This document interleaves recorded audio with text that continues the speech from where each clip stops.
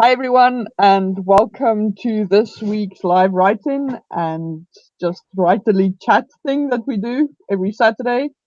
I want to say a special welcome and thank you for joining me to Megan. I'm really glad that she's here. So, yeah, Megan, why Hey. don't you introduce yourself to our current audience of 3 people? Hi, I'm Megan, and I'm a writer as well. And yeah, I'm glad to be here. Yes. No, I have to say so am I. It's really awesome. It's we were talking a bit about it while we were waiting for the countdown to happen. But it's just getting that momentum going is really was difficult with for me, like yesterday as well with my own writing goals. It's just getting started is so like difficult, but now thanks to you guys, it's just been so much easier to actually at least write once a week on Saturdays, but then otherwise, but just getting going and getting into this whole thing, it's gradually getting easier. I don't know if you also find that, but for me, in any case, it's a lot. The accountability is awesome, so it's very nice to have company. Yeah, I agree. It is nice to have other people that kind of you're like, oh, I'm going to see them in a week's time. I got to tell them that I've actually done stuff. Yes, so I have to do something. Yeah, exactly. Yeah. So, and that's actually funny because I should say this is totally not scripted, but it actually does fit in very nicely with today's subject that we wanted to talk about, which is the cabins in Camp NaNoWriMo. Because I do think the cabins kind of serve a very similar purpose to our writing as these writings do for us now. So I think it's going to be really cool for us to be talking about it. But yeah, so let me get started and just ask you, what is your favorite thing about the Camp NaNoWriMo cabins, like being part of it? I love how everyone kind of shares their work, or at least like what they're working on, and then just having that chat available so that you can kind of like ask everyone, how's everyone going? And they can post prompts and stuff like that on there. So I like that kind of collaborative mind effort. Yeah,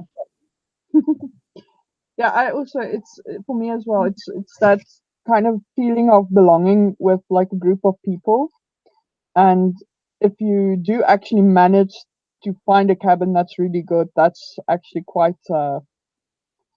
it's the most awesome feeling because you actually do make friends and contacts that you get in you stay in touch with for forever if you're really lucky. But it's also I how to say that I've struggled before like finding the Ironwood barracks. I actually, I struggled to find cabins that were really good. So that's kind of part of the reason I was also really excited to talk about this today because I thought we could maybe talk about like our favorite tips from lessons we've learned about joining cabins and how to find cabins that are actually helpful and that are actually really cool. Yeah, so maybe just give some of your favorite tips. So what's your favorite tip for finding a good cabin? Well, I know on the site you can sort of request like special area interests. So you can say, I'm looking for people that are writing young adult or that have this specific genre in mind, so that you're selectively kind of put in with other people who have the same mindset. Mm, And I think that's a good way to start off, like if it's your first time, because you're not going to generally know anybody else who's doing it at the time. So that way you can at least kind of get in with a crowd that maybe you'll connect more on the topic that you both love writing about. yeah. And then I think like finding a good cabin can often just be over time, because once you find that one cabin, the first one that you're in, if you can find at least one or two people that you can connect with, then you can kind of become friends with them and then stay in contact after that session has ended. So if you can like find those people and then later, you can create your own cabin and make sure that specific people that you've met along the way are included, then that's kind of like the best way to go about it. But it's kind of hard to do it on the first try because, usually you get random.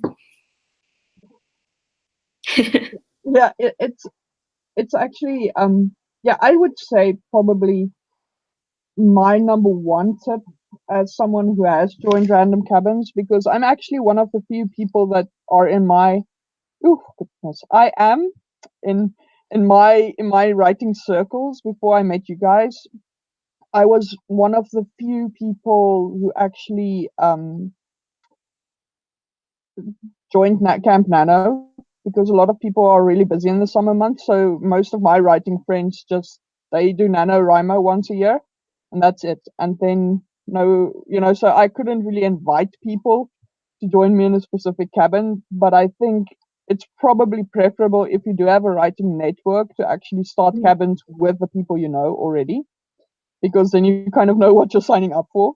True. But um, the secondary thing, one like an alternative also to, for example, writing or joining a cabin according to genre, is kind of dovetails with what you said about having something that like the similar mindset, is if you are, for example, going for a very small goal, maybe or a very big goal, like word count wise, it's probably a good idea to put those settings for the random choosings if you're wanting to be assigned, to set those settings according to similar word counts, because that's also an option.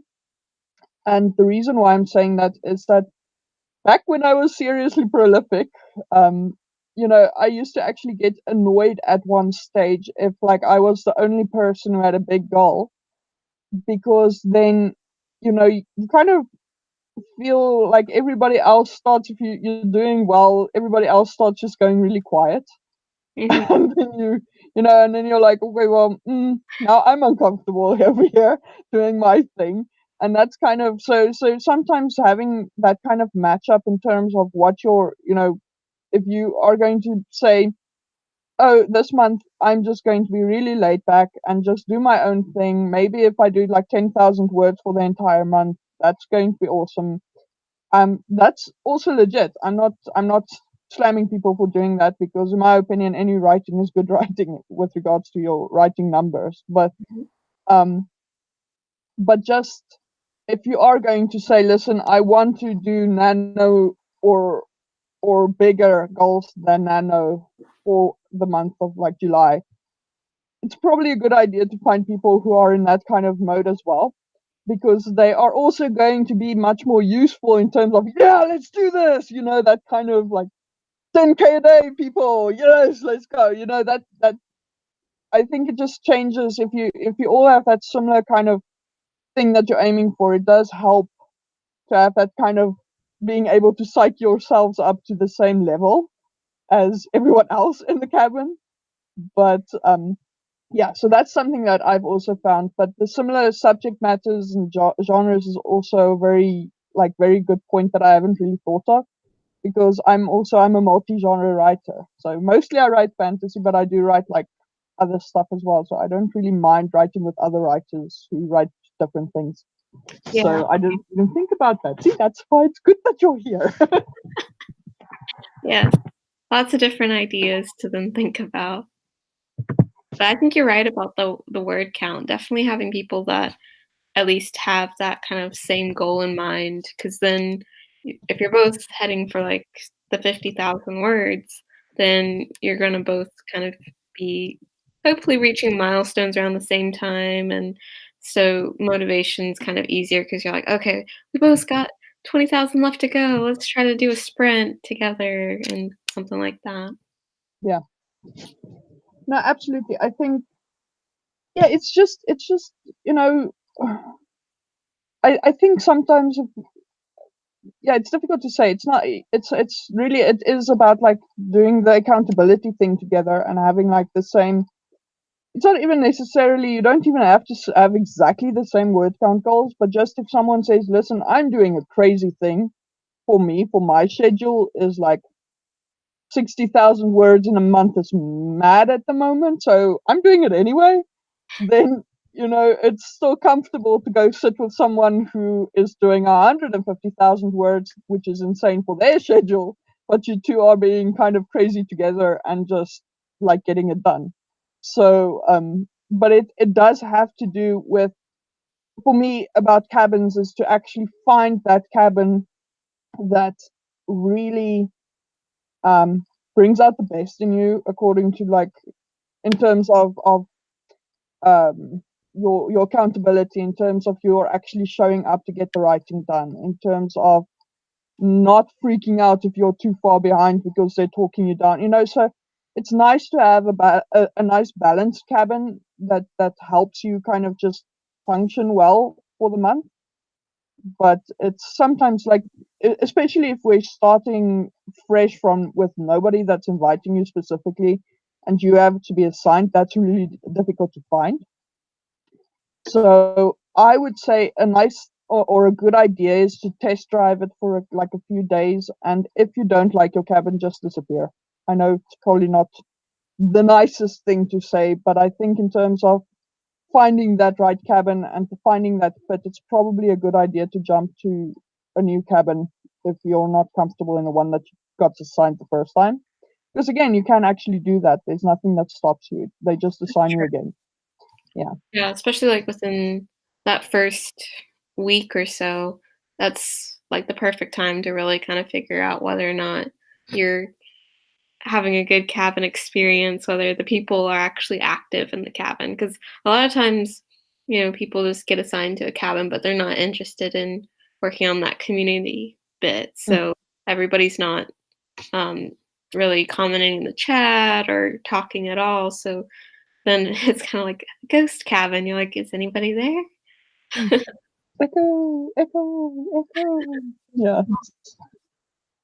that's not always the ideal. So yeah, no. So that's definitely you want some activity in the cabin, but of course you also just shouldn't get so stuck into the cabin stuff that you kind of forget to write, which is something that I've done. Like if you start chatting with people and you kind of just get so stuck in with whatever you were talking about that it Mhm. just then it's kind of counterproductive in the end. But so it's a little bit of both. But I think in terms of productivity, I think the nicer thing is to actually have like a group of people that do at least check in with each other at least once a day. And even if it's because sometimes it's also difficult for me being in a vastly different time zone from you guys, even, is that my check-ins usually happen like while everyone's sleeping, and theirs is happening while I'm sleeping. So but just to say, hi, today I had a terrible writing day, or hi, today I had an awesome writing day. Just that kind of thing, just to keep it going, just to say that, yeah, I do know that you guys are there, and I hope everyone's doing well. That kind of stuff, just that little bit of motivation and accountability of sharing what you think how you did for the day, and what you still need to achieve. That kind of stuff, it does actually just keep it alive. So maybe that's also another good tip to keep in mind for Camp Nano cabins, is to just actually, if the cabin is quiet, at least try once or twice to get it awake yourself. Because a lot of times I think it happens that nobody wants to be the first guy to talk. So they'll just everybody they'll just lurk. So usually it's nice to have like at least one person there who is the guy who says, "Hi, how did everyone do today?" And Yeah. then if nobody has been doing that, it's kind of make it your job. It's just a really quick thing, and usually that's enough to wake it up. And if nobody responds, then really it's a good sign for you to actually leave. So that's kind of a good tip, I think, for making the cabin kind of function a bit better, is to make sure that if there isn't anyone who is keeping the conversation flowing, that you try to at least jumpstart it once or twice, and then just move on if it doesn't work. Because it shouldn't be hard either, but sometimes it just needs a little bit of help to get the conversation going and to keep it going. Yeah, and definitely like asking questions when you comment because Mm, then it gives someone a reason to respond. So they might not respond if it's just like a hey, and you just update about yourself or just say something that doesn't really warrant a response. So then if you're asking a specific question, it kind of encourages people to actually respond to it. mm. Yeah, because for me, it's not necessarily so difficult to respond to a comment that's just, I did this today. Then I'll go, congratulations, I did that as well. You know, that kind of thing. But it's because of about now I'm probably giving away my age, almost a decade of blogging. So I randomly respond to comments all the time. But most people, I think, don't know how to respond to just a plain statement of like, yeah, I wrote 1,000 words, and then you're going to not hear anything back because everyone else is like, okay. So, Yeah. so it's a nice thing of like asking open-ended questions. So in other words, not questions that are answerable by just a yes or a no. So, how did you do? Or who else has had this happen to them? And what is the story behind it? You know, that kind of stuff. Yeah. It's nice conversation starters. So that's probably my. I think that's actually a good thing that you mentioned about asking questions because it does help people to respond. So Cool.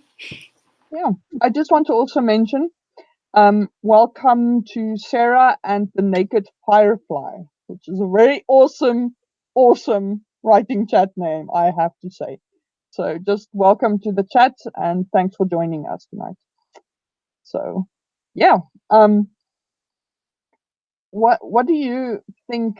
Um, Now once we are in the cabins, Megan, what do you think is like the best thing to make the cabin work for you in terms of helping you finish? Do you think it's just accountability, or do you what else do you think people can do to actually make the most out of being in a cabin for Camp Nano?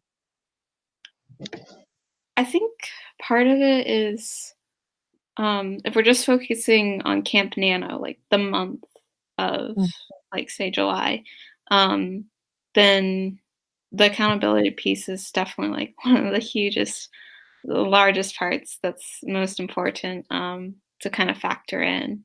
But um, I think the idea that if you get stuck, you've got about like, 20 other people that can mm, kind of weigh in on sort of your issue. So, if you're feeling comfortable enough in the cabin, then you can say, hey, I've reached this point and I have just hit this block and I need some help trying to get around it. And so then, since you have like all these different people, then hopefully, one of them will be kind of responding. And I've seen this happen actually multiple times in our cabins as well, mm. where someone's kind of they've hit that block and other people kind of respond and they help them out by saying, here's a direction that you could go in. And even if you don't choose to go in that direction, it gives you another idea of, okay, maybe this will at least help jumpstart my creativity again if I can imagine this thing that someone else suggested. Yeah, absolutely. I think yeah, for me as well, when I get stuck, it's nice to have someone to talk to. Hmm. So just to say, like you said, what would you do in this situation? Because even if their answer isn't necessarily correct for your particular like scenario, just by a process of elimination, just having someone else's input often does help you kind of free up that mental space to actually get to a point. Because for me, I don't know if you're the same, but like I start getting to this point where I get so close to the problem that I can't really see it from the right perspective to actually get to a solution because I'm really just looking at all the nitty gritty of the issue. So just having someone else who's a bit farther away from the direct problem that I'm talking about, having a comment or an opinion of what's going on often helps you yourself to actually take that step back um, and then how and that helps you see what it is that you do need to do And even if it does turn out that the other guy's suggestion wasn't exactly what you need, and but it will just be enough to help you kind of realize, no, but that isn't exactly it. But if I do this other thing, maybe that will help me, you know. Yeah. So just talking about stuff, I agree with you. It's really really helpful. And um, for me as well, I think with writing chats, I think it's also just this. I should just also say with regards to the writing advice, it's both in terms of, I think, story stuff, like if you're stuck and you painted yourself into a corner, or just like survival stuff where you don't know how to fit the writing into your day, or you're stressing out because you're not reaching your goals and stuff like that. Because oftentimes, I know it sounds random, but it's so awesome to just have someone else say to you, listen, deep breaths, try making your goal, try catching up, and if it doesn't work and you need to go down on your goal a little bit, that's fine. You know, we all do it. It just that kind of feeling of knowing you're not the only one who's ever experienced a particular situation is so helpful. That Hmm. I think that's one of the biggest reasons to actually cultivate that kind of thing of talking with the other people in your cabin, because it's yeah, it just kind of creates a nice space for you as a writer, even if it's not physical, just that kind of mental space of knowing that you're not alone in this thing. So that's kind of what I like about being in a cabin. It's just knowing there's people who are there for you at least for that month, and hopefully they will form a part of your network into the future past the end of Camp Nano as well. Yeah, that's a good point. So, past Camp Nano, if you can find these people that you connect with, kind of like how what happened with us, and I think Flit was the one that suggested like Discord first, but creating like channels or different ways to stay in communication after the month has ended, then you can kind of stay with this group year round. And so it's not just the months where NaNoWriMo is taking place, it's in those between months, you can actually have writing partners as well that you kind of keep up to date with. Yeah, no, it's definitely I find that I was so happy when I actually happened to fall into into the Ironwood oh goodness, Bar- Ironwood barracks. There we go. It was just because, I mean, I didn't know the first time. It was a random assignment, and then I dropped in, and then I just found this awesome group that talked, and everybody was just doing their thing, and it was like just really cool.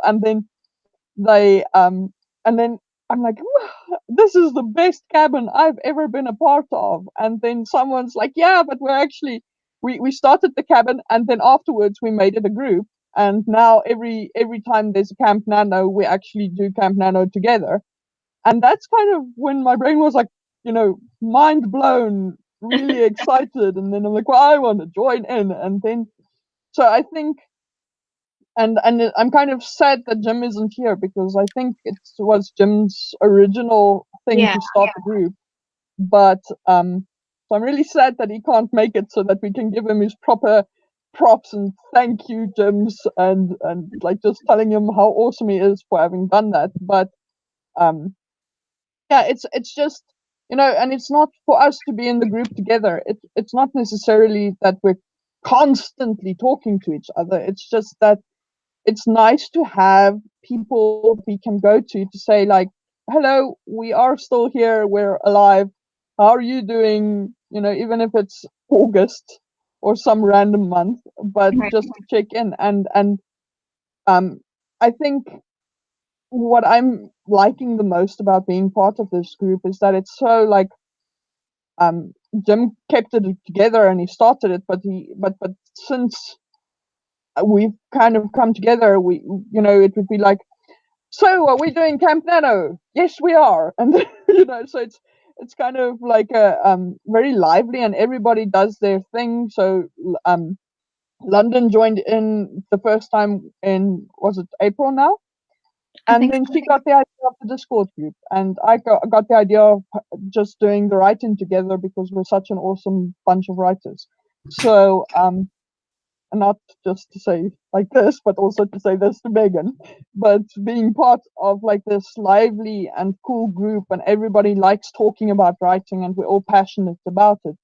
So, it was just I definitely think that if you do manage to get like a very nice group of people together, that it is worth at least thinking about finding a way to keep in contact. So um, maybe to just talk about how we do that, like we mentioned, we have a Discord group that we communicate on at least once a week, I think at the moment. And even if it's just similar to what the cabin chat is, to just send a note to say, well, hi, how are you guys doing? It's been a bit quiet, you know. So that's what we do. Before we did the Discord group, we had a Google group. Yeah, so there was a Google group that Jim had created, and that was the Ironwood Brax, whatever. And so that's where we actually sort of shared writing and kind of kept this one chat going back and forth. And then when we met London or Flit, she was the one that suggested Discord, which just happened for this past, it was April, I guess. So yeah. Yeah, because I think we started the Discord group towards the end of April. Well, no, maybe it's sooner even, because I did my first writing in the beginning of April with you guys. Right. And shortly after that, she did it. So she did it like in the middle of the month sometime, but we just kind of wanted to create an extra space that everybody was invited to. I just wanted to mention that. It's not like we kind of went like, no, only existing members or something like that. We invited everyone who wanted to join in could. And then it was just to keep a place where we could keep the messages that we kept for communication purposes about writings and stuff like that. Because, of course, the one thing you need to keep in mind about Camp Nano cabins, those messages don't get saved, I don't think. So, It disappears every session. yeah. So once it closes, it's gone. So do make doubly sure that if you want to stay in touch with your people, that before the end of the month, you guys exchange some form of communicative like method. So it could be Discord, can be email, can be, you know, just if it's email, just stay safe, guys. Don't be irresponsible, but just, you know, Twitter handle something so that people can find you later, especially if you're using a strange username that's not your usual like communicating thing that you use. For example, I used to be Ice Angel, so nobody would be able to find me. Now I've changed it to my actual pseudonym, so people can actually Google my name and find me now. But it is something to keep in mind, because I think everyone's like, yeah, we should stay in touch, and then nobody actually gets around to just sharing the messages to say, listen, so when we stay in touch, just get in touch with me over Twitter or whatever, because yeah, they get busy, especially towards the end when everybody's racing for the finish line. I think people get so busy kind of, it does get quiet in the cabins around the end. Yeah. So yeah, it's just something to keep in mind. I think also for communicating with people, you can send messages specifically to different cabin members.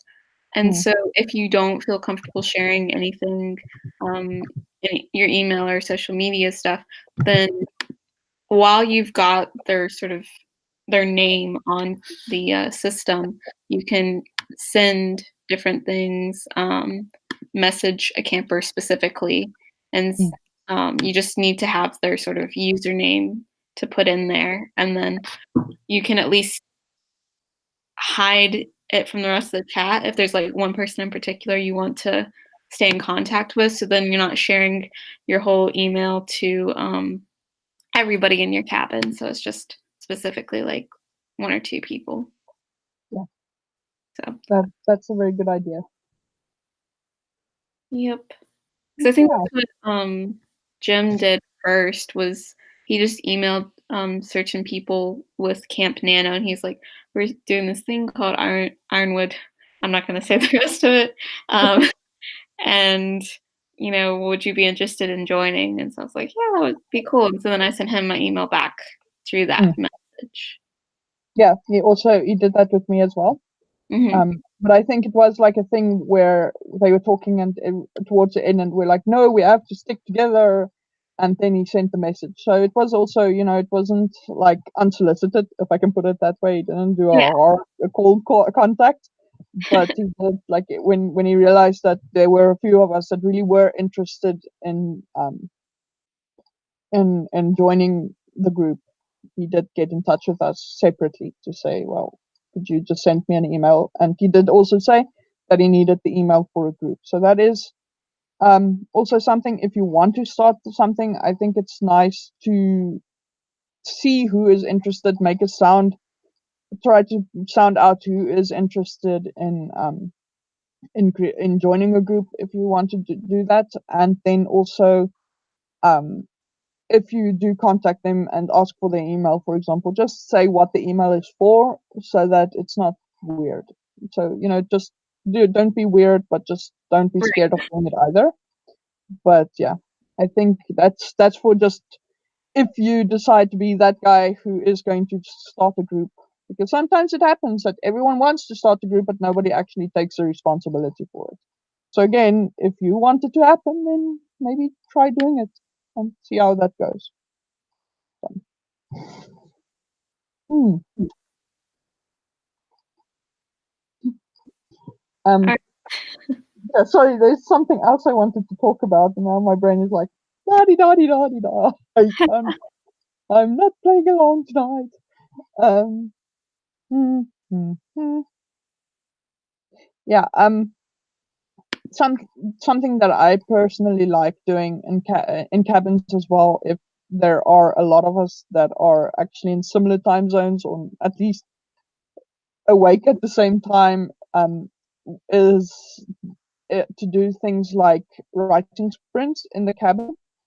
If unless, for example, you're a group like us who do our writing sprints online live, and where things go spectacularly wrong sometimes.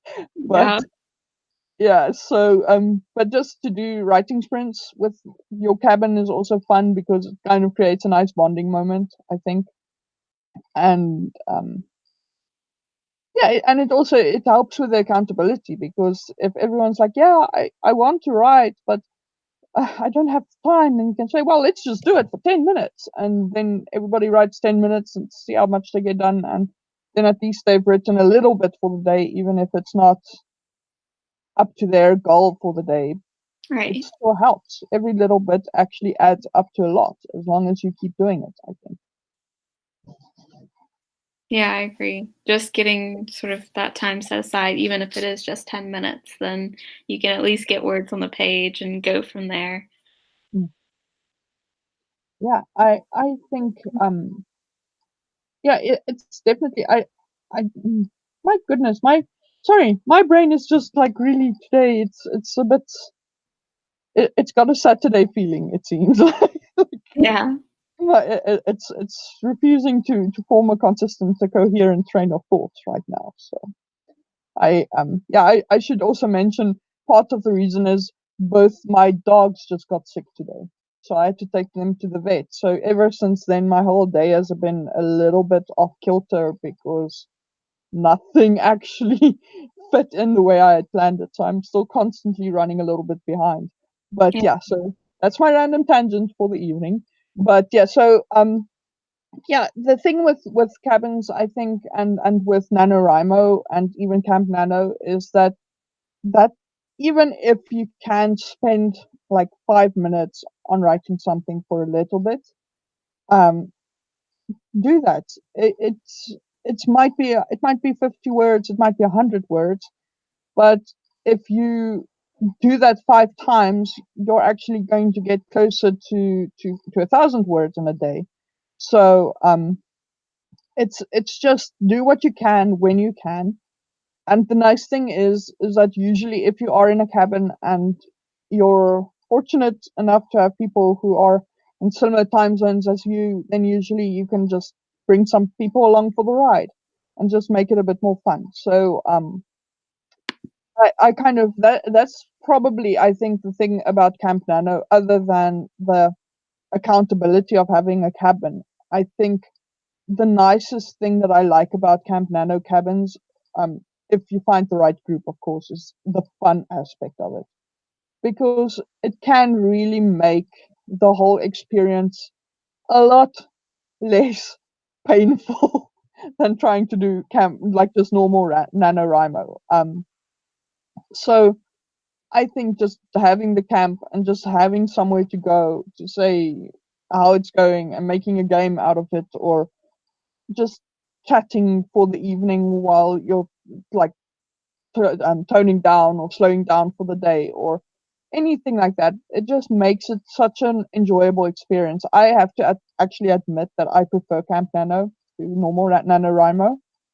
Um, I like the flexibility of Camp Nano, and I also really like the cabin structure rather than having to go. I don't know if you've also found it, but like going into the forums for Camp Nano, I don't like that because it's just too much. I don't. I it feels like too many. Introduce yourself.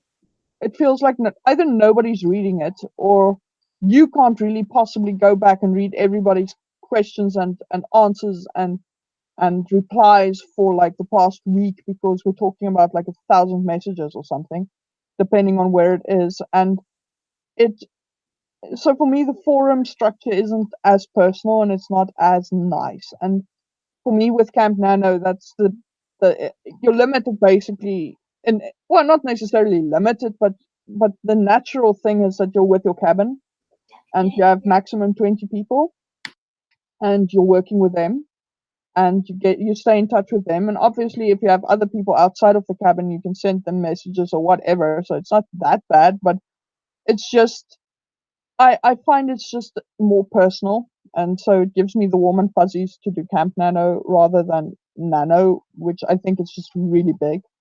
And yeah, that kind of, I don't know if that makes sense or if I'm just rambling now. So you can tell me, Misha, you're making You're no making sense. sense. Yeah, yeah, you're making sense.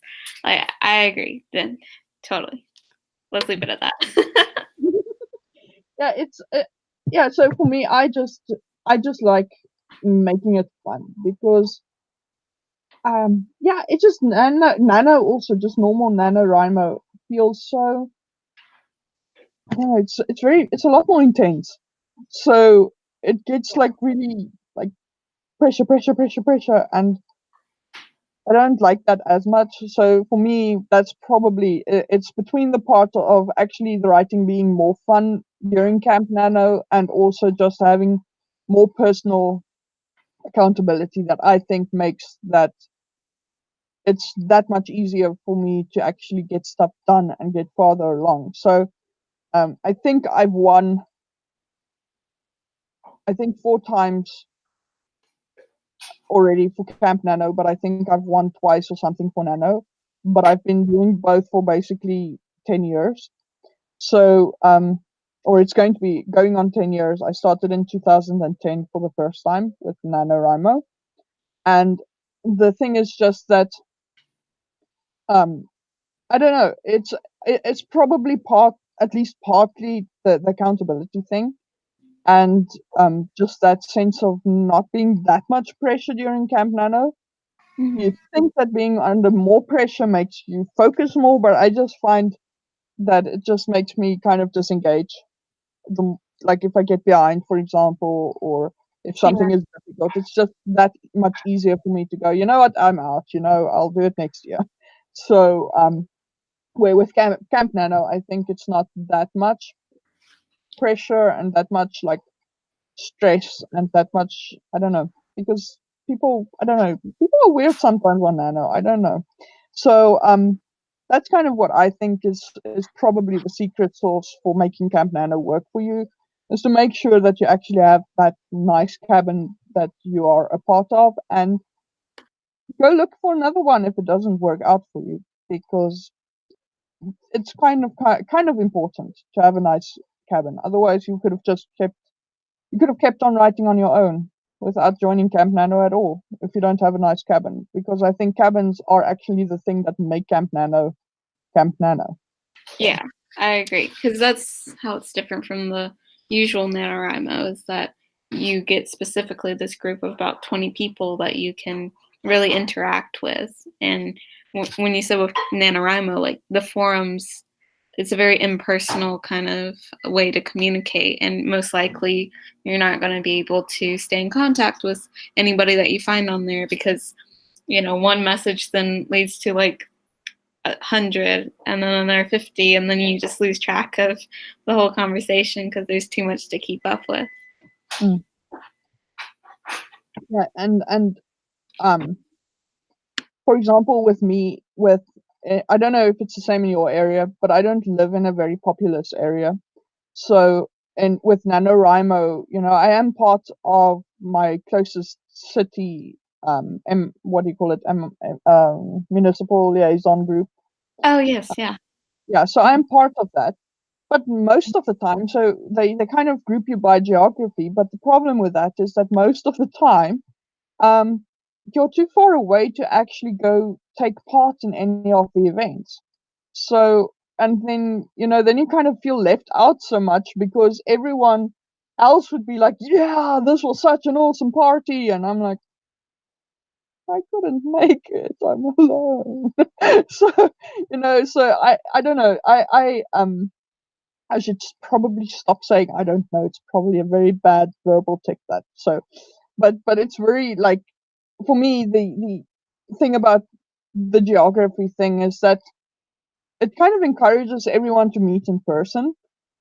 But I find that most of the time, maybe because I'm really weird, that the best friends in terms of writing friends, now I'm writing contacts that I have made, they're online. They're not the people I go to a TGIF party or something. So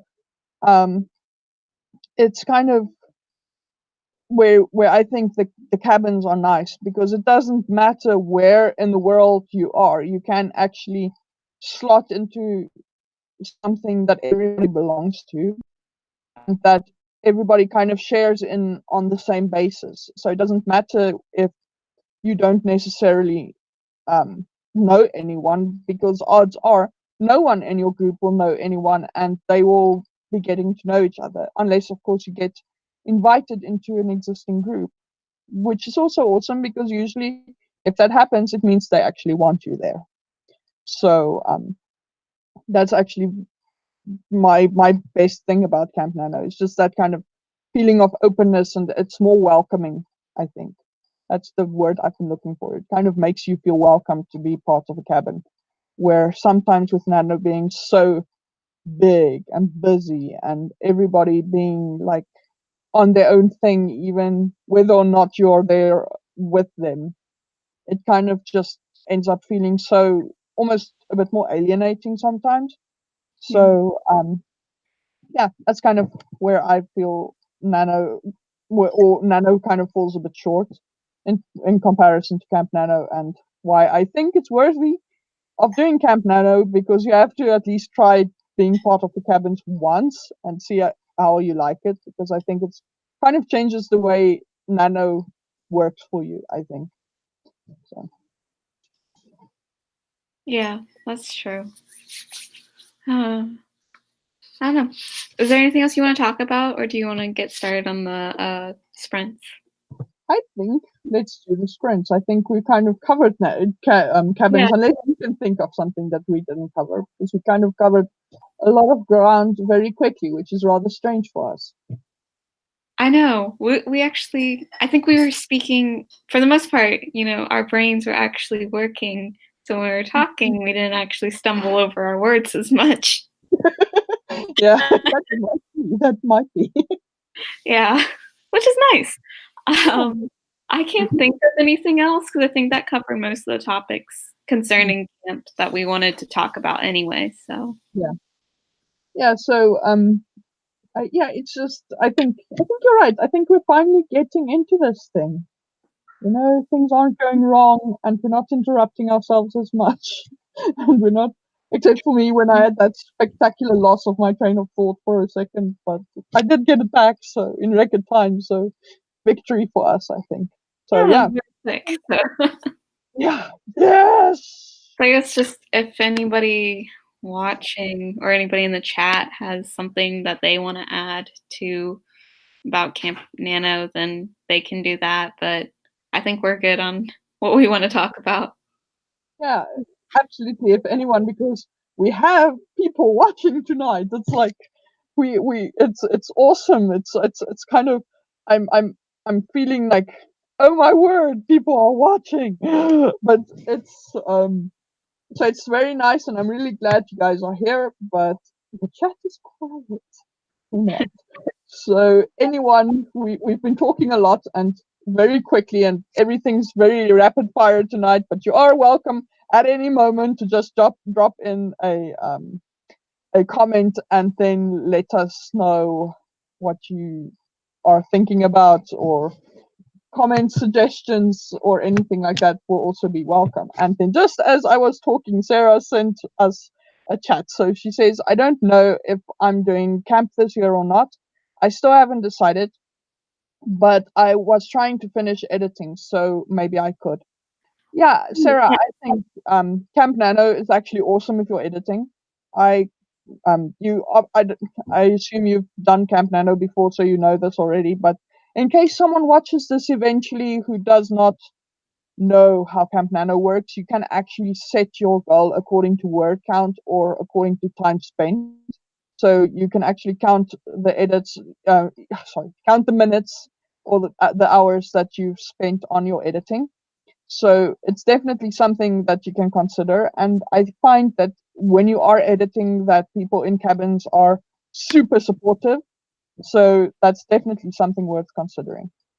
Yeah, I mean, actually, I've done that for maybe 2 or 3 different camp sessions where I just focused on editing because um, I didn't have anything new I was working on at the time, and I found that that still kept me accountable, so I could switch it to. But you're saying you can do time, so I was kind of deciding, okay, hours. I'm going to spend like maybe 1 hour per day trying to work on editing, and I might break it up throughout the day, but overall, it's going to be like 1 hour. So I did maybe like 30 hours for the month. So it's, each day. So it still works that way.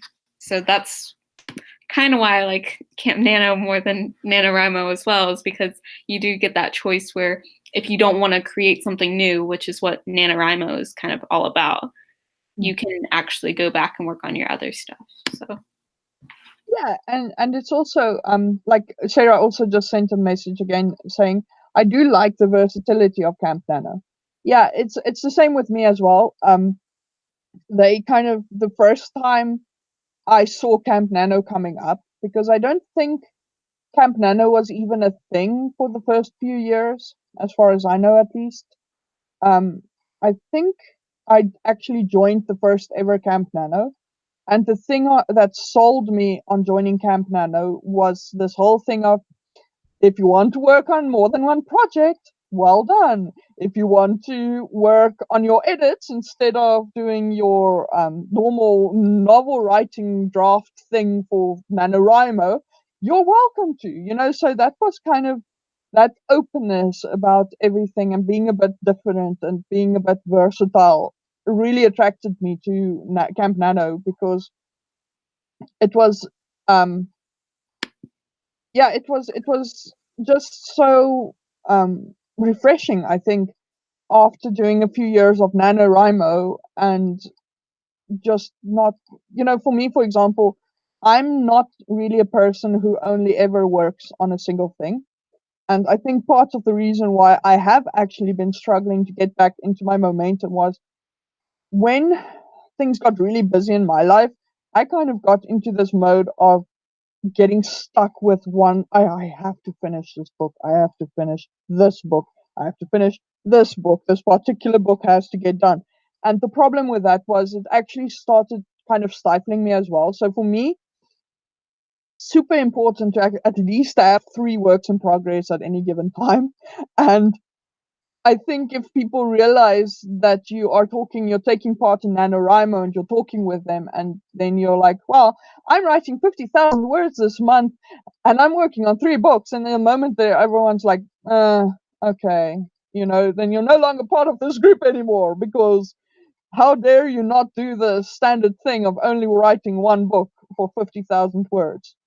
So that was like, that's the one thing that I immediately got really psyched up about when I found out about Camp Nano, because it was so nice to just realize that, listen, it's really okay to just do what you want this month. So that's something I seriously loved about it. Um, Sarah says she thinks camp started in the late 2000s or early 2010s. Yeah, I think if I recall, I think it started in 2011 or 12. And because I do feel like I was part of the first group that took part in Camp Nano, but I did do at least 1 or 2 normal NaNoWriMos before I did my first Camp Nano, if I can put it that way. So it does feel like 20, 2011, 2013, somewhere around there was the first Camp Nano, but I could be wrong, and I'm really seriously currently too lazy to go Google it. So, so that's kind of, we're just going to go with that for now. And then Sarah also said, I thought I was going to release a book I'm working on like 18 months ago, so I should probably do it. Honey, I feel your pain. I know exactly what you are talking about. I've only been revising book 3 for 2 years now, so I completely have sympathy with your situation right now. Probably a good idea to get around to it now, so that you Yeah, can eventually get it published. for sure. And I mean, because of the Camp NaNoWriMo's flexibility, this is definitely the perfect time to kind of keep yourself accountable and try to finish it. So Mm. Absolutely, and you get a built-in cheering squad if you join a cabin, so that's kind of very awesome. yeah, I want to Yeah, say it was maybe 2011 that Camp NaNoWriMo was launched. yeah, I think it is. Let me just. I've been trying to search like history on it as well. So Yeah, I think it was something like that. Let me just see. Okay. yeah. But I think actually, because I'm usually just constantly logged in, so I don't even get like the information screen anymore. Hmm. Um, let's see Yeah. what that's. I mean, it's been around for a good while, actually. I mean, I think what they originally started was very small, with just the people, I think, in the San Francisco area. So, and then it started becoming this actually across the internet kind of thing. So that's cool. Yeah, let me just see. I think. Uh, yeah, it started in July 2011. So I have to say, I have to admit that I kind of lied. I started on July 2013 was my first one.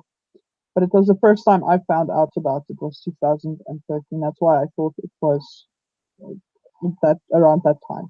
Yeah, it started in 2011. Learn something new every day. Yep. Yeah, okay. So I think, shall we? I lost my tag.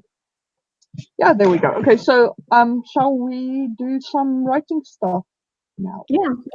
All right. 15 minutes maybe. Yep. Sounds good.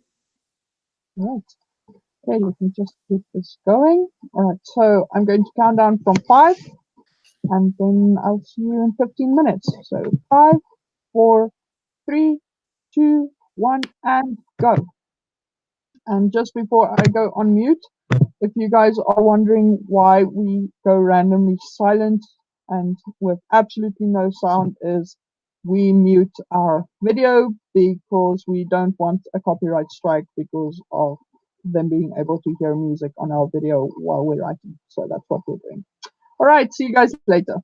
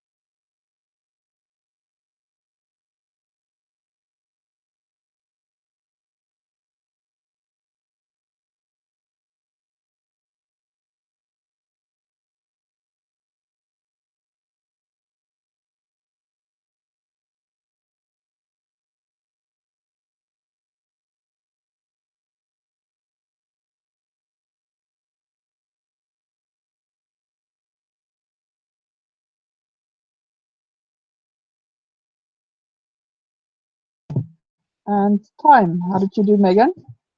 And if anyone else joined in the sprint, how did you guys do?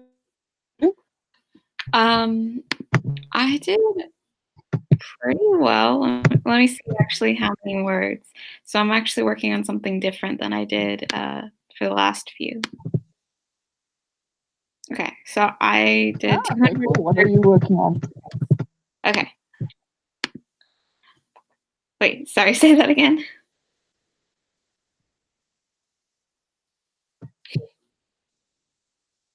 What are you working on? Okay. So I've been doing research into the Fae, fairies, kind of that mythology, folklore, and trying to come up with my own story about that kind of world that's very different from our own. So I'm just starting this story. Like, there is almost nothing on the page yet. So I just got 232 words today for this past one. Cool. What about you? That sounds fun. I think that's going to be an interesting thing. I'm back to writing that chapter in book 3. So let me see. I'm still trying to see how much I wrote. So we can just go check that out. 254 words that I added, but it took a really shockingly dark turn at the moment. It's really interesting to see that. But yeah, it's interesting to see that she's going there. But my main character, so yeah, that's good because it means it's a good thing. It's a good thing for her relationship with Gawain because it's still that exact same chapter. I'm still not done with it. So Okay. yeah. I mean, that's good to still be working on it and getting it done. Did anyone else write in with us? Let's see. Naked Firefly says she did 152 words. Well done, Naked Firefly. Yeah, good job. That's very awesome. Okay, so shall we do another? Yeah, let's do another. Shall we do another sprint in like a minute? You think? Yeah. Okay. Let's do that then. Cool. All right. So let me just. It's just. I think the important thing we kind of forget when we're sprinting is to just take a little breather. So maybe I'm going to share an excerpt. Okay. It's not. It's a bit messed up, so let me just see if there's a part that I didn't. I'm still to sort everything. I'm kind of getting the whole thing in a like a rush of like different emotions and stuff from my main character. So it's kind of difficult for me to write it down in a way that makes sense. So Right. I'm kind of going back and putting stuff in while I go. Okay, we can go with me for that.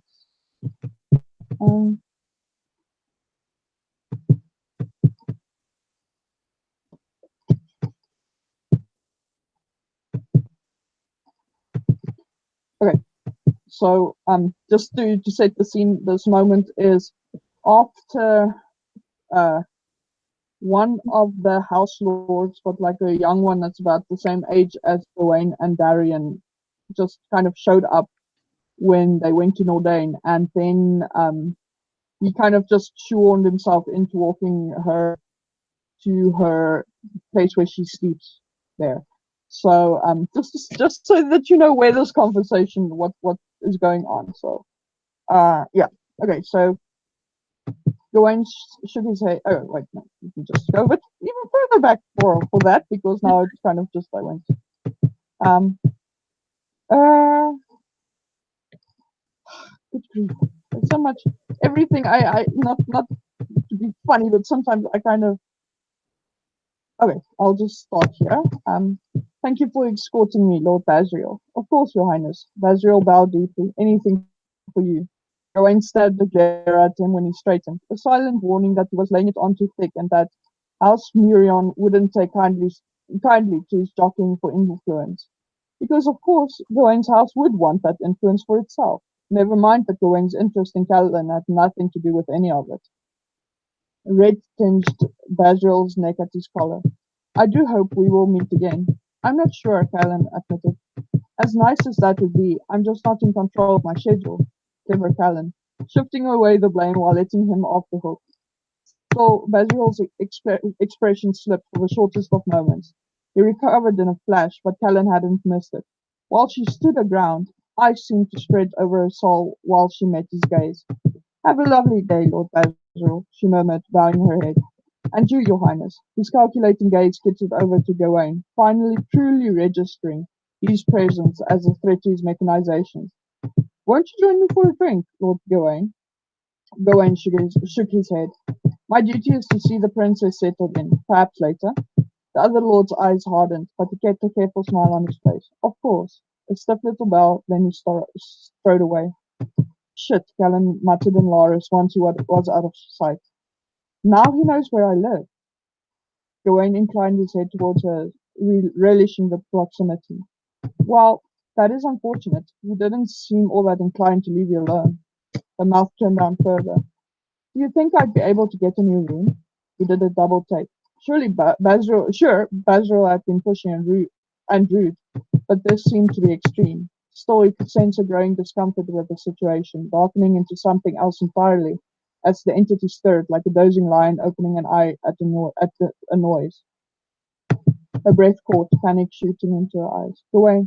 Don't worry, I'll fix this. Some of her tension unclasped from her shoulders. The entity calmed once more. Gawain took her hand. If it makes you feel safer, I can take you to my room. No one will look for you there. She nodded. Thanks.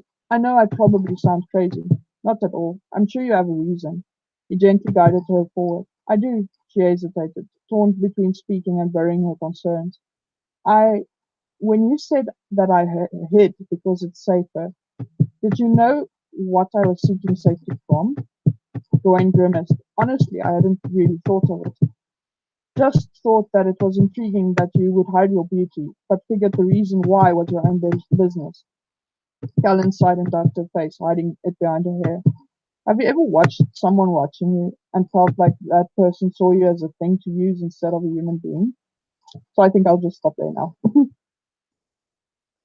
Oh, yeah, that starts to get in some interesting questions. Yeah. Wow.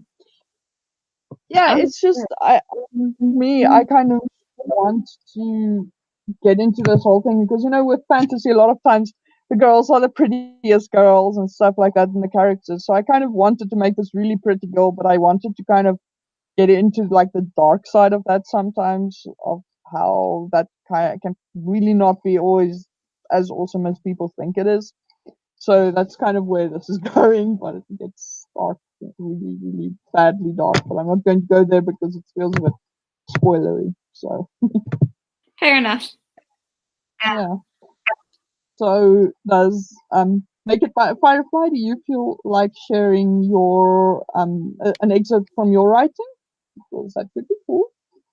And Megan, I think you said you're doing just research. So do you want to share an excerpt from something you've written? Or? Okay. Yeah, so I mostly figured out a few things. So part of the time I was spent figuring out how time passes.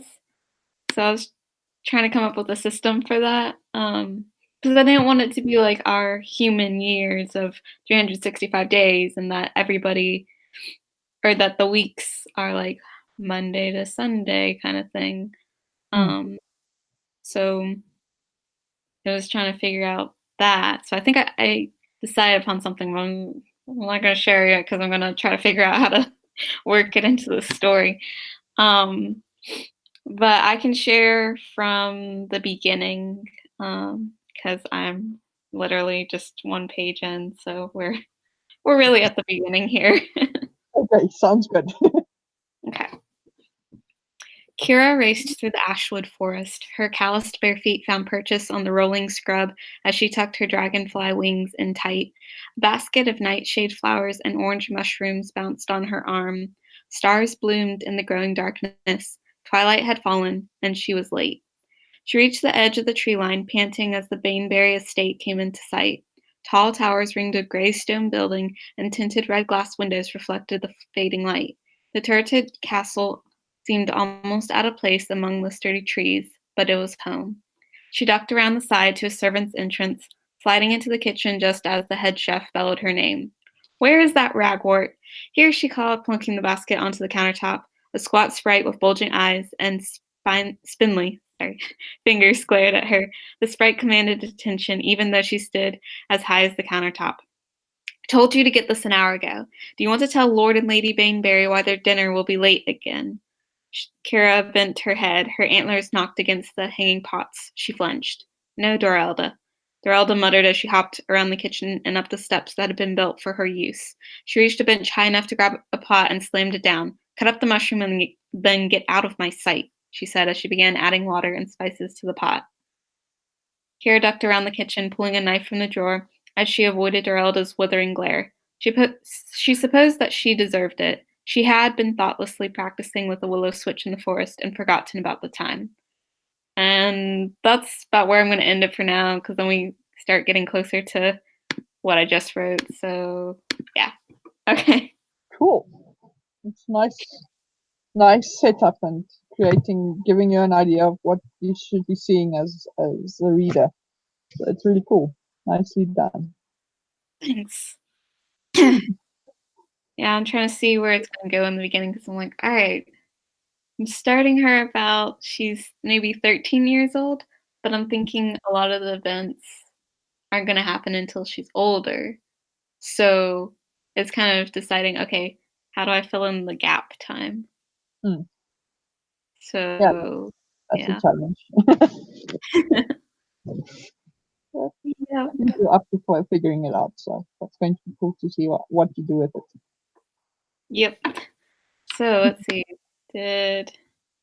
No, I don't think anyone else commented. Yep. So everybody's quiet when it comes to sharing their own work. So okay, so another 15 minutes. Yeah, let's do that. Okay, cool. So 5, 4, 3, 2, 1, and go.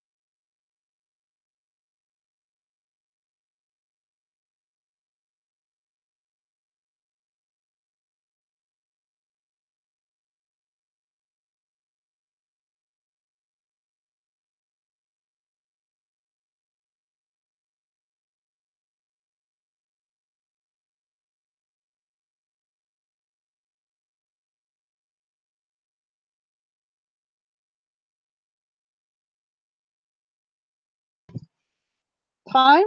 How did you do, Megan? And how did you guys do? If you took part in the sprint, let us know in the chat. Let's see. I think I'm trying to figure out the last spot where I stopped. I'm doing that now. I'm gonna say it's like this spot. So I did word count 325. Nice going. Thanks. Ah, I get the feeling I'm covering more ground than I thought.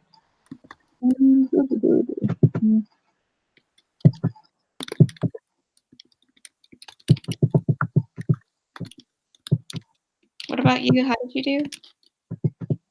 Yeah, I'm quickly seeing. Okay, there, I found the spot.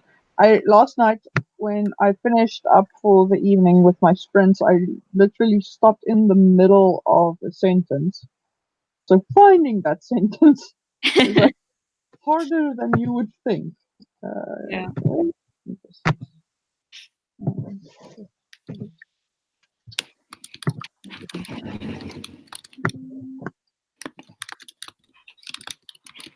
$271 words this time.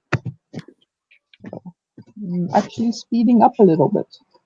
Nice. Yeah. Do you want to share an excerpt? Sure. Just want to say sorry before you start. Naked Firefly got 210 words. Well done. Oh, good. That's great. Always when you add something, All right. it's so much better. And you just feel so accomplished because you're like, yes, I got this many words. Yeah, absolutely. My favorite thing. Okay. I'm gonna just pick up where I left off with the last time.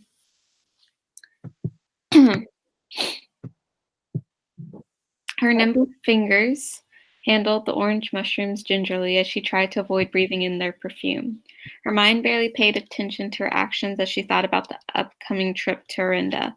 It had been a whole season since the Bainberries' last visit to court. They had gone for the Midsummer's Festival, and for the first time, Kira's father had let her try the fairy wine. It had sent bubbles rushing to her head and made her burp purple flowers. She'd turned 13 the day before, enjoying the revel with the other servants. Around and around she'd spun and leapt across the ground, her smooth skin at odds with the rough bark grip of her father's hand. A few of the other fairies stared at her and whispered. She was odd among them. Everyone had heard of the failing born of Seelie and Unseelie. Few had seen her in the flesh. Her father usually made her work in the kitchens during festivities or keep to the sidelines where no one would notice her. Seelie and Unseelie fairies rarely mated, but her mother and father were an unlikely match from the start. She swept the orange mushrooms into a bowl, humbly placing it beside Dorelda, who barely acknowledged the perfect slices or evenly proportioned bites. Then Kira scampered away and through a low doorway. The the passage narrowed as she hurried along, late for this, late for that. Her father would scold her once he found out, his gravelly voice reprimanding her for her thoughtfulness, her lateness, and Dorelda's displeasure. An incompetent servant got dismissed, an insubordinate servant was hanged. She usually stayed below the notice of everyone, but some things were not within her control. All right, I'm going to stop there. Cool. Do you want to share a little bit more of yours? Okay, let's do it. You can see. Okay. Continuing more or less where I left off, because I realized after I said it, I think it's spoilery, I realized I did actually talk about that earlier, like way in the beginning. So it's not a spoiler. It's just kind of a rehash, but with more detail. So, okay. Helen's sighed and ducked her face, hiding it behind her hair. Have you ever watched someone watching you and felt that person saw you as a thing to use instead of a human being? He turned to her more. This, this wasn't good. Yeah, but I don't think in the way you're talking about. Helen, did someone hurt you? She kept her curtain of hair between them, above her. No, I mean, yes, I mean, she drawled in frustration while grappling with the maelstrom of emotions rushing through her soul. Some have tried, but Auric, she let her words drift off, not wanting to go into detail where someone might hear her. Still, Gawain could fill the empty space with an image of what her life must have been like. A beautiful child out there in the world with potentially no one there to protect her, except Auric's entity. That was a nauseating thought. Callan feared being noticed because that would lead to dangerous situations that could get really ugly if the entity woke up because of it. Gawain slipped his arm around her, keeping her close while they walked in silence. He found one of the magical doorways dotted about the castle and pictured his room, then pulled the door open. His bedroom waited beyond, still freshly made up and tidy. Then it struck him. He was really taking her into his room. Only those closest to him got to see it. Most people only got as far as the living area and office of his quarters. And as for girls, usually went to them and not the other way around. Still, this felt right, not for any reason, but because this was where he felt safe and secure, so she would too.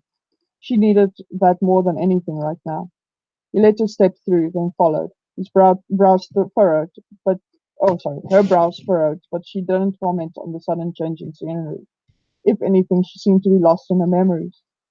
Gawain gestured for her to take a seat on the bed. She obeyed mechanically, then lifted a gaze to his face. She was paler than he was used to seeing her. Her eyes had gone as dark as night during a fury. Her fingers grappled with the bedspread, grasping, then clutching in a white-knuckled grip while she gathered her courage to speak again. Gawain took a breath, preparing to stop her, but she spoke first. "One of my foster brothers attacked me one night," she whispered, her soul spiraling deeper into darkness. "I blacked out while trying to fight him off. When I woke up, I was in the middle of nowhere, covered in blood. It was everywhere, my hands, face, my mouth. My clothes were soaked with it." She shuddered. "I cleaned up as best I could before I went back home. When I got there, the police were waiting. God." Gawain sat down next to her, wrapping his arm around her waist. She stayed immobile, fighting the urge to melt against him. Why? Why would she think she needed to keep her distance? I was so scared. It felt like everyone was judging me, thinking I was a monster. Even after I told them what had happened, I'd gotten bruised, so at least they believed me. And that's where I stopped. Yeah. So you're really starting to go into kind of how Callan's feeling, I guess. Yeah, he really is. He's kind of getting a good feel for what's going on. Yeah. Mm. It'll be interesting to see how that all connects with everything else. Yeah, I think it's because she did. If I think back, I think she did like briefly think about it as she was arriving at school in the first book. So it's the same kind of scene, but I think just the fact that she's talking about it to him is kind of like a step forward in their relationship because it's something she's ashamed of, even if it's not technically really her fault. She does feel responsible for it, so it's a big thing.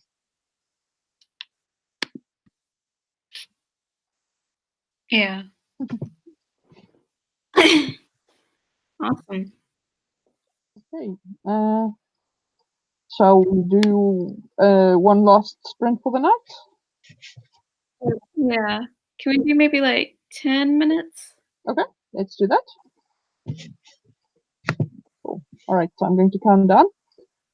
See you guys in 10 minutes. So 5, 4, 3, 2, 1, and go.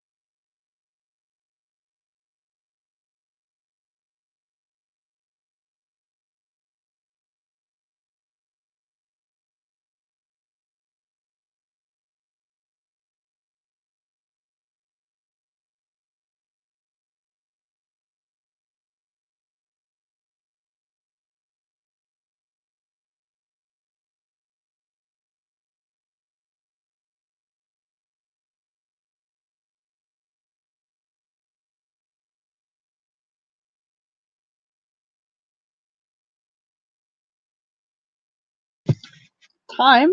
How did you guys do? Give me a second. Okay. I'm also going to go do the same thing.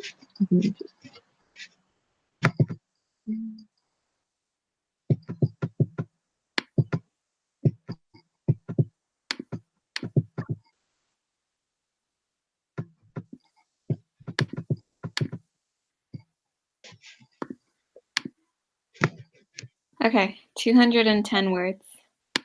Nice.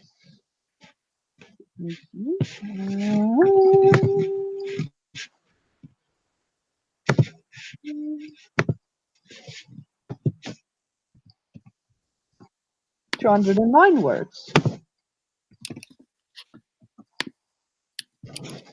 Awesome. Yeah.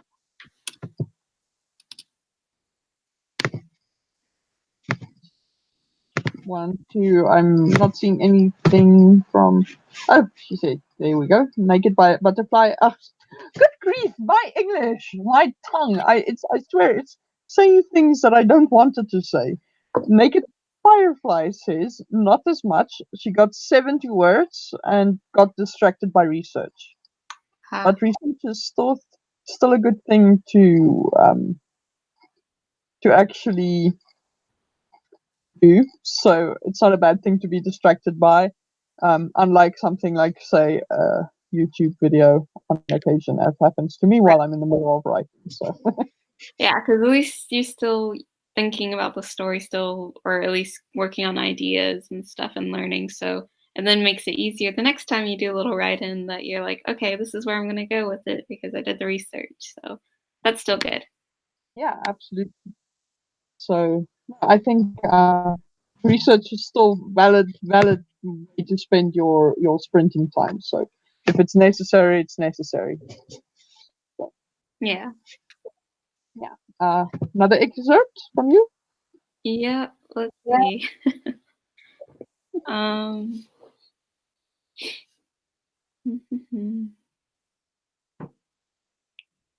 Okay, so this is where we stopped. Was some things were not within her control.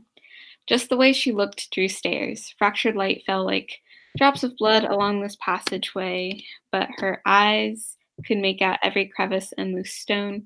The Baneberries took care of the castle's upper reaches, but often neglected the maintenance of the lower levels. Kira turned down another passage and leapt up a few steps before she made it to the servants' landing. 8 doors of solid ash gave each servant privacy. She strolled to the third on the left, frowning as it opened at the slightest touch. Her heart raced and she eased it open. A flickering candle illuminated someone stretched out on her bed. The distinct smell of horses carried to the door. The owner's chestnut hair rumpled across his forehead, and his long legs went over the bedposts. She cat-footed across the floor and held in a breath. A piece of iron threaded along with rowan berries fell across his chest, which she took care to avoid as she poked him. Edric opened his eyes and grinned. All right, I'm going to stop there. So now, I guess this is the third character I've introduced to the story so far. So there's Dorelda, the head cook, and then Kira is the main character, and now we have Edric. Cool. I'm curious about him. Is it a friend? Is it And why is he lying on her bed? Ugh, yeah.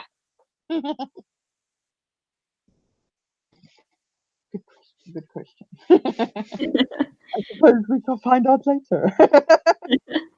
Yes, ask me in a week. That sounds good. What about you? How'd it go?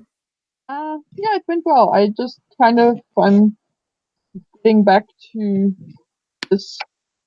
Uh, she kind of finished telling the story, so it's Mm-hmm. like it's getting back to this whole thing about yeah, I'll just read a little bit that I wrote. And, Okay. yeah. Uh, I'm just going to start where I finished because I stopped like in the middle of the dialogue line. So I was so scared. It felt like everyone was judging me, thinking I was a monster, even after I told them what happened. I'd gotten bruised, so at least they believed me, although they only officially believed I couldn't remember a thing until after a psychologist talked to me. Anyway, no one found a body, and he's still listed as a missing person. Gawain gulped down the lump in his throat. I'm sorry you went through that. His response sent her reeling. She searched his gaze, seemingly trying to search his soul instead. Gawain, I just told you I killed someone. He shook his head and cupped her cheek. To his relief, she tilted into his touch instead of recoiling. You told me he attacked you, which is enough reason for me to think he deserved whatever the hell he got. But he raised an eyebrow, waiting for the rest of her question. It didn't come. Besides, is it really you if the entity had taken over? No, but it's part of me whether I want it to be or not. It's not. It's a parasite. You can't control it. She stared at him, her whole soul crying out with desire to believe his words. You're not repulsed? He was floored. Why would she even think that? Of course not. Cal and I, damn it, not the time. Still, he hugged her as tight as he could, wishing that she could actually feel what he was feeling instead of having to wait for him to say the words. So that's basically where I'm at now. Oh. Oh. Oh. Yeah, whenever characters are like, "Oh, I can't let you go." Yeah. Oh no. Yeah. Yeah. And That's the only thing that I have to say, because I didn't expect that the scene was going to go this way. So it is actually kind of, especially with him being like, he's the whole time he's so waiting to tell her, and so it's kind of changing the way that I'm kind of figuring the story should go as a whole. So now I'm kind of like, yeah, this isn't good. I'm worried about this now. yeah, definitely. Characters, they just take off with their relationships and they're like, all right, this is what we're gonna do. And you might be thinking, wait, I didn't think we were gonna go this route. Yeah, And they just wanna say what's on the tip of their tongues. So yeah.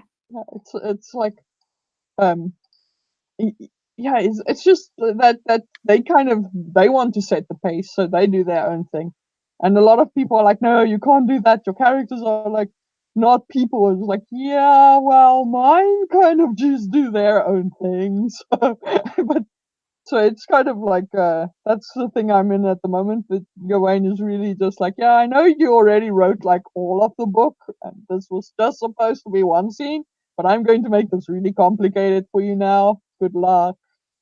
So That's fun. always fun. At least he keeps it interesting, I suppose. Yeah, it does, definitely. Hmm. All right, Makes so it we more. did 3 sprints, which is our usual 3 per session. So do you want to do one more, or do we call it a night? I'm gonna call it because I need to get ready for work. So yeah, I have to get going soon, or at least yeah. Yeah. All right, cool. Thank you very much for joining me and No problem. for an awesome writing session and for keeping me company and all those lovely things.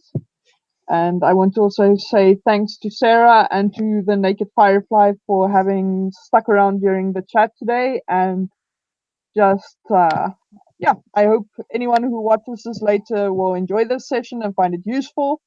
And if anyone has any questions or would like to make any suggestions for future writing chat subjects, you're always welcome to just leave me a comment and we'll get back to you. And then, yeah, other than that, I think we will probably still be talking about Camp Nano preparation or something about Camp Nano this month for the rest of the month, so next week as well, which will be at the same time, 5 p.m. South African time, 11 a.m. Eastern time on Saturday. So yeah, thank you very much for watching, and I hope you guys have an awesome week.